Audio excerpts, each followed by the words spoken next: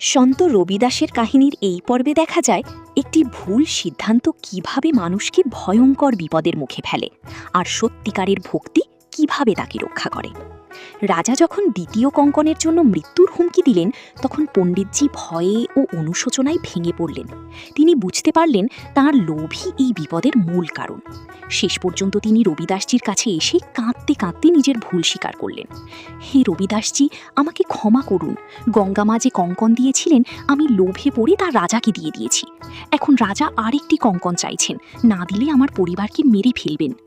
রবিদাসজি শান্তভাবে বললেন, আপনি ক্ষমার যোগ্য নন, কিন্তু আপনার পরিবারের জন্য আমি সাহায্য করব। এরপর তিনি পণ্ডিতজিকে তাঁর কঠৌতির জলে হাত দিতে বললেন এবং গঙ্গা মায়ের কাছে প্রার্থনা করতে বললেন। যেই পণ্ডিতজি প্রার্থনা করলেন সঙ্গে সঙ্গে এক অলৌকিক চমৎকার ঘটল। সেই ছোট জলের পাত্র থেকেই এক নয় বরং 4টি একই রকম সোনার কঙ্কন বেরিয়ে এলো। ওয়াও!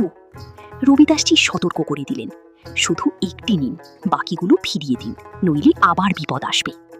পণ্ডিতজি এবার আর ভুল করলেন না। তিনি একটি কঙ্কন নিয়ে রাজদরবারের দিকে রওনা হলেন এবং তার পরিবারও রক্ষা পেল।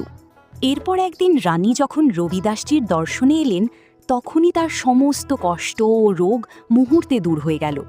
তিনি অনুভব করলেন যেন জীবনের সব বোঝা হালকা হয়ে গেছে।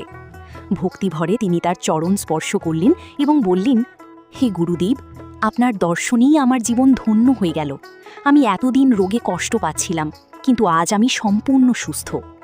রবিদাসজি তাকে বুঝিয়ে দিলেন, এই জগতের ধন সম্পদ সবই ক্ষণস্থায়ী, কিন্তু আসল ধন হল ভক্তি। লোভ মানুষকে অন্ধ করে দেয়, ভক্তি মানুষকে রক্ষা করে। সত্যিকারের শান্তি আসে অন্তরের পবিত্রতা থেকে। এখানেই গল্প শেষ নয়, সামনে আরও গভীর রহস্য ও শিক্ষা লুকিয়ে আছে। যদি জানতে চান সেই শেষ অধ্যায়ের চমক, তাহলে এখনই সাবস্ক্রাইব করে রাখুন।